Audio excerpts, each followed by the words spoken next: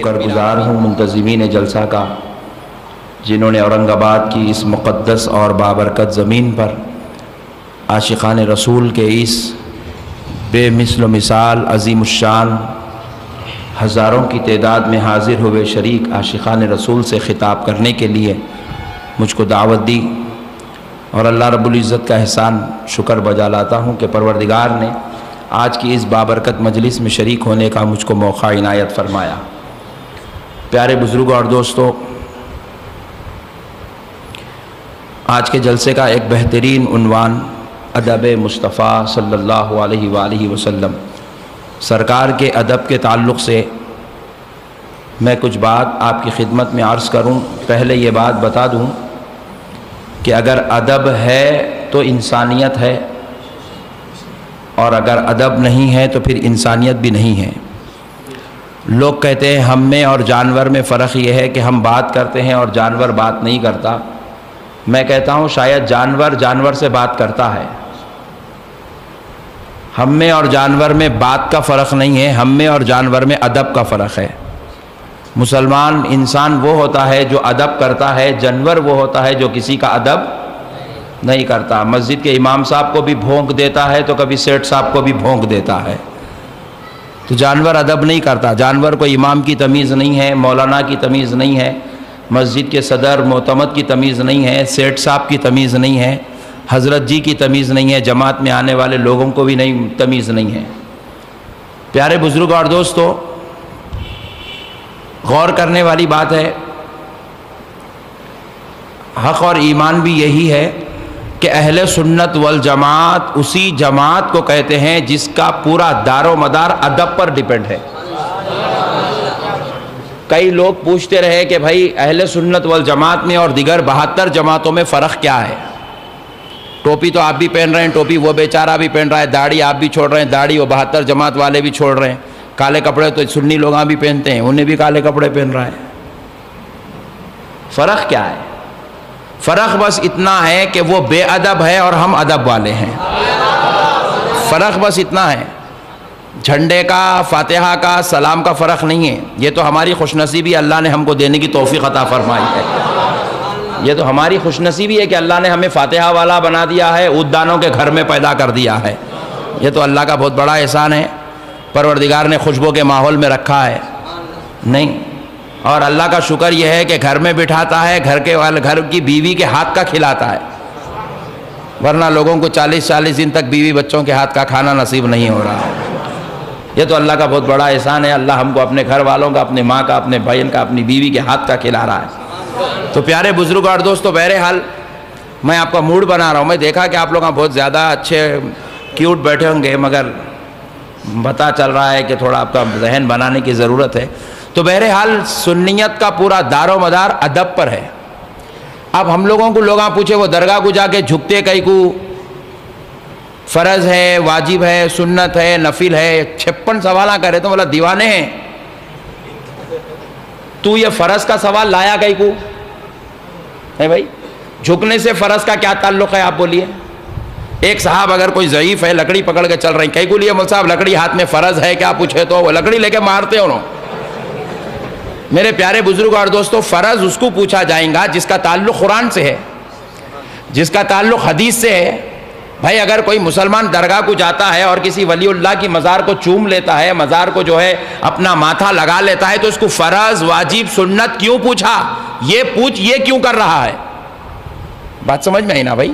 یہ کیوں لکڑی کیوں پکڑے ہیں آپ؟ فرض ہے، واجب ہے، سنت ہے، یہ سوال نہیں ہے۔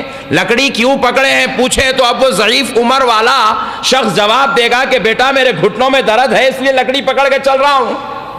یہ پوچھ کے درگاہ پہ جھکتا کیوں ہے؟ فرض، واجب، سنت مت پوچھ، یہ پوچھ کے جھکتا کیوں ہے؟ تو اب جھکنے والا جواب دے گا سن نادان، میں فرض سمجھ کر نہیں چومتا ہوں، واجب سمجھ کر ماتھا نہیں لگاتا ہوں، آنکھوں کا بوسہ سنت سمجھ کے نہیں دیتا ہوں، اللہ کا ولی ہے، ادب کی وجہ سے جھک رہا ہوں، ادب کی وجہ سے جھک رہا ہوں، تعظیم کی وجہ سے جھک رہا ہوں، محبت کی وجہ سے جھک رہا ہوں۔ اس اللہ کے ولی کا ادب ہے، یہ وہ ولی اللہ ہے جس پر اللہ کی رحمتوں کا نزول ہوتا ہے، تجلیات و انوار کا نزول ہوتا ہے، جس کو رب محبت کرتا ہے، جس سے رب پیار کرتا ہے. ارے یہ وہ ولی اللہ ہے جس کی عظمت کو خدا ہو کر اپنے مقدس کلام قرآن مجید میں بیان کرتا ہے. تو اب ایسے کا ادب نہیں کروں گا تو اور کیا کروں گا؟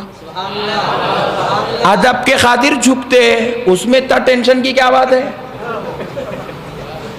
بات سمجھ میں آ رہی میرے بھائی؟ ادب ہے میرے بھائی. اب آپ میں کو پوچھے مول صاحب آپ کرسی پہ بیٹھے، فرض ہے، واجب ہے، سنت ہے، بولے تو کرسی اٹھا کے پھینک دوں گا میں اس کے اوپر. سوال ایسا کر جس کا کوئی جواب بنتا تو میں پوچھوں ہاں مول صاحب سب نیچے بیٹھے، آپ کرسی پہ کہیں کو بیٹھے، پوچھ. سوال کو سوال کے ڈھنگ سے کر، سوال کو ایسا مت کر کہ امت میں فتنہ پیدا ہو جائے. جب اگر سوال کو سوال کے انداز میں ڈھنگ سے کیا جائے گا تو میں جواب دوں گا. اگر میں نیچے بیٹھ جاؤں گا تو لوگوں کو میرا چہرہ نظر نہیں آئے گا، تاکہ لوگ مجھے اچھی طرح دیکھ لیں، اس لیے کرسی پر بیٹھا ہوں. سوال کو سوال کے انداز میں کریں گے تو جواب ملے گا. تو بہرحال میں آپ کو ادب بھی بتا رہا تھا اور وہ مسئلہ بھی صاف کر لے رہا تھا درگاہوں، کیونکہ یہ درگاہ والا شہر ہے، یہ اولیاء اللہ کا شہر ہے. پورے ہندوستان میں اگر کہیں نگینہ رہتا ہے تو وہ خلد آباد، دولت آباد، اورنگ آباد کو کہا جاتا. لوگوں نے مجھ سے کہا کہ کشمیر ہندوستان میں جنت ہے، میں کہتا ہوں نہیں، تو خلد آباد کو آ، تجھے جنت کا صحیح نظارہ دیکھنے کا موقع ملے. تو خلد آباد کو آ جا، دولت آباد کو آ جا، تو اورنگ آباد کو آ، تجھے صحیح جنت کا نظارہ دیکھنے کا موقع ملے گا. آپ آئندہ سے درگاہ کو گئے تو چومنے کے واسطے پیچھے نہ کو ہٹو. اور چومنا چمانا تو اہل سنت کا کام ہے. کیا میرے بھائی؟ ہمارے پاس دیکھو، آپ بزرگوں کو دیکھے ہاتھ چومنا، اماں جان کو دیکھے پیراں چومنا، بابا جان کو دیکھے ماتھا چومنا، بیٹے کو دیکھے تو چومنا، ولی اللہ کی مزار کو دیکھے تو چومنا، جھنڈا دیکھے تو چومنا، قرآن شریف دیکھے تو چومنا. ارے حد تو یہ ہے کعبہ دکھے تو کعبے کو چومنا. اور یہ ڈپلیکیٹ قسم کا ہے میرے بھائی. دیکھیے، اگر چومنے سے الرجی ہے، اگر چومنا شرک ہے، چومنا ناجائز ہے، چومنا بدعت ہے، چومنا گناہ ہے، چومنا اسلام کے خلاف ہے، تو پھر یہ جتنے لوگ آج حج کو جا رہے ہیں، عمرہ کو جا رہے ہیں، ذرا ان سے پوچھو میرے بھائی، کعبۃ اللہ شریف میں جب آپ جائیں گے ہندوستان سے تو احرام باندھ کے جائیں گے نا بھائی؟ چاہے عمرہ کی نیت سے جائیں، چاہے حج کی نیت سے جائیں، احرام باندھ کے جائیں گے. احرام باندھ کے جانے کے بعد اب آپ کو کرنا ہے طواف.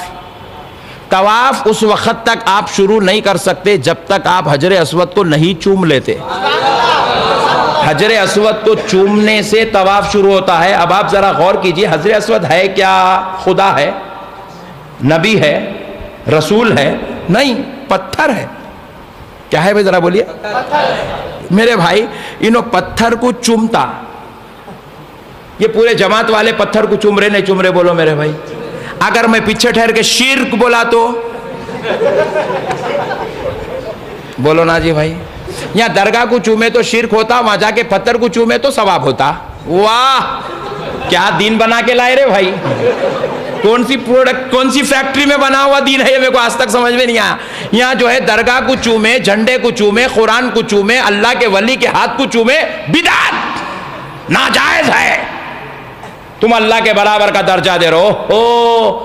ارے کسی کو نہیں چومنا اللہ کے برابر کا درجہ دینا ہے. اللہ وہ ہے جس کو چوم نہیں سکتے، اور کسی کو چومنا اس بات کی دلیل ہے کہ یہ اللہ نہیں ہے. اسی لیے اللہ رب العزت اپنے دربار میں بولے بندو وہاں نہیں چومتے، یہاں بولے. یہاں بلا کے مولا کیا کرے، کعبے کے سامنے کھڑا کر کے حجر اسود کو چوما رہے ہیں. اور ایسا چوما رہے میرے بھائی، طواف کرے تو ٹینشن نہیں ہے، صحیح کرے تو ٹینشن نہیں ہے، عرفات میں چومنے کی جگہ ٹینشن ہے. دیکھو آپ مار لے رہے ہیں، منہ پھوڑ لے رہے ہیں، خون نکل جا رہا وہ چومنے کی. اب میں خوب غور کر کے دیکھا یہ چومنا ہے کیا. پوائنٹ نوٹ کیا جائے، یہ چومنا کیا ہے مولا؟ اس پتھر کو چومنے سے تیری عبادت کا کیا تعلق؟ غور کر کے دیکھو، پوائنٹ پر غور کرو دوستو. سجدہ کر رہے ہیں رب کے سامنے، سر جھکا رہے ہیں، عبادت سمجھ میں آ رہی ہے. رکوع میں جا کر سبحان ربی العظیم سبحان ربی العظیم کہہ رہے ہو اور عبادت سمجھ میں آ رہی ہے. قاعدے میں بیٹھے ہو، اشہد ان لا الہ الا اللہ وحدہ لا شریک لہ واشہد ان محمدا عبدہ ورسولہ کہہ کر خدا کی تسبیح اور تحمید بیان کر رہے ہو، وحدہ لا شریک ہونے کا اعلان کر رہے ہو، حبیب پاک کی رسالت کا تذکرہ کر رہے ہو.